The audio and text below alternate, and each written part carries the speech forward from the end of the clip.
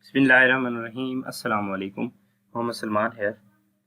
आज मैं एक नई वीडियो के साथ हाजिर हुआ हूँ। जैसा कि मेरी पिछली दो वीडियोस जो कि उन स्टूडेंट्स के लिए जो कि अपनी रिसर्च और थीसिस पे काम कर रहे थे, या वो रिसर्चर जो कि अपने रिसर्च पेपर पर काम कर रहे हैं, उनके लिए जो स्टैटिस्टिकल एनालिसिस के लिए डिफरेंट टेक्निक्स यूज़ होती हैं, उन पर हमने अनोवा और टकीस टेस्ट के बारे में वीडियो मैंने बनाई थी और हमने उसको लर्न किया था।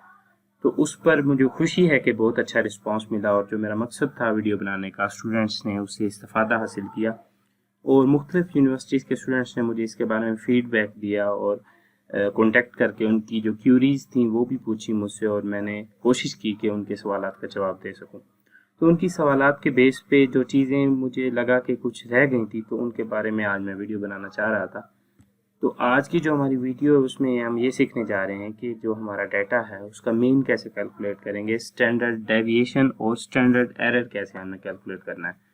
उसके लिए कोई हम स्पेशल स्टैटिस्टिकल सॉफ्टवेयर यूज़ नहीं करने जा रहे, बल्कि जो हमारा माइक्रोसॉफ्ट एक्सेल होता है कंप्यूटर के अंदर, उसके ज़रिए से ही कैलकुलेट करेंगे। तो ये हमारा एक डाटा सेट है जिसमें पहला हमने ट्रीटमेंट 1 की तीनों रेप्लिकेशन लिखी हुई हैं और उसके डिफरेंट टाइमिंग के रिस्पॉन्सेज हैं। उसके मोर्टेलिटी का डाटा है इसमें 24 आवर्स, 48 आवर्स और 72 आवर्स, 96 आवर्स का डाटा हमारे पास, और उसके आगे मोर्टेलिटी परसेंटेज रिज़ल्ट जो हमारे पास आया वो लिखा हुआ है। इसमें ट्रीटमेंट 1 और ट्रीटमेंट 2 के डिफरेंट दिए हुए हैं, तो उसके मैं आपको कैलकुलेट करने का तरीका जो है वो आपके सामने परफॉर्म करूँगा। आपने स्टेप वाइज मुझे फॉलो करना है। सबसे पहले हम मीन का करते हैं। तो मीन को कैलकुलेट करने के लिए सबसे पहले आपने ये इक्वल का निशान लगाना है और यहाँ पर आप लिखेंगे एवरेज। जैसे एवरेज लिखेंगे तो नीचे वो खुद दे देगा।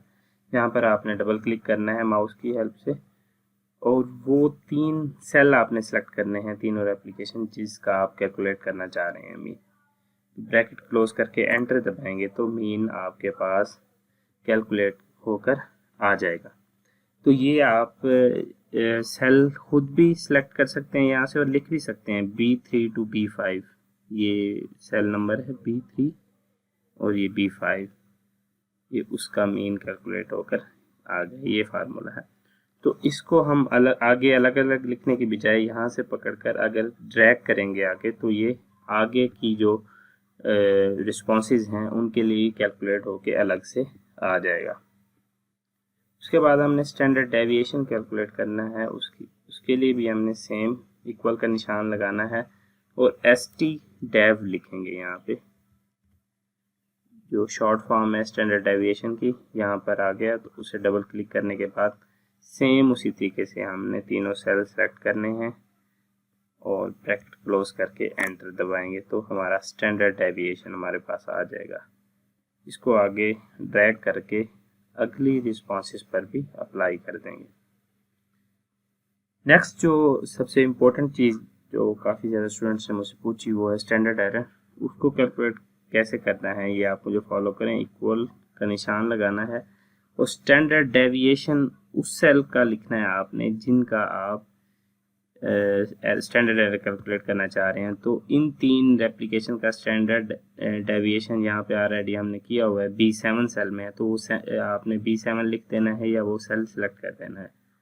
उसके बाद आप फॉरवर्ड स्लैश या डिवाइड का जो निशान होता है वो लगाएंगे और फिर आपने लिखना है SQRT, स्क्वायर रूट जिसे हम कहते हैं। डबल क्लिक करेंगे। उसके बाद आपने लिखना है COUNT, काउंट।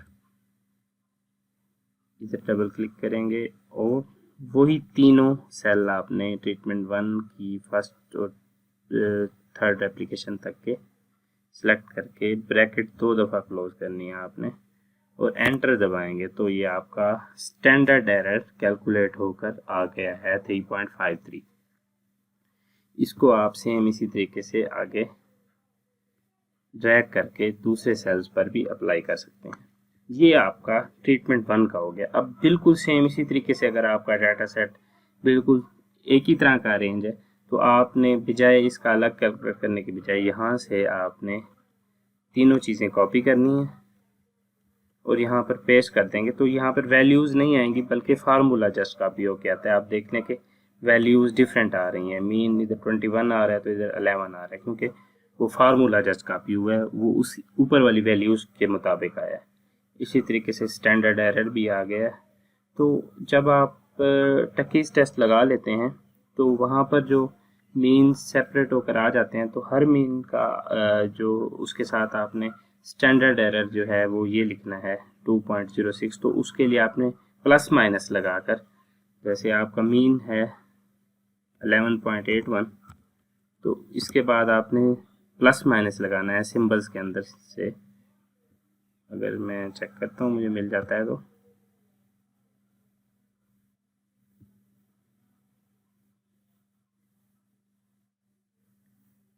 سمبلز میں یہ پلس مائنس کا جو ہوتا ہے اس کو ادھر کر کے تو آپ نے آگے اسٹینڈرڈ ایرر لکھنا ہوتا ہے.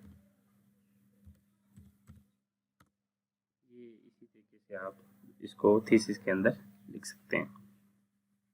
آج کی ویڈیو بس اتنی. میں امید کرتا ہوں آپ کو صحیح لرننگ ہوئی ہوگی. اس کے حوالے سے اگر آپ کی کوئی کیوریز ہیں آپ میرے کانٹیکٹ نمبر اور ای میل ایڈریس جو کہ ویڈیو کے آخر میں دے دوں گا, آپ اس سے استعمال کرتے ہوئے مجھ سے رابطہ کر سکتے ہیں. wishing you good luck for your thesis. اللہ حافظ.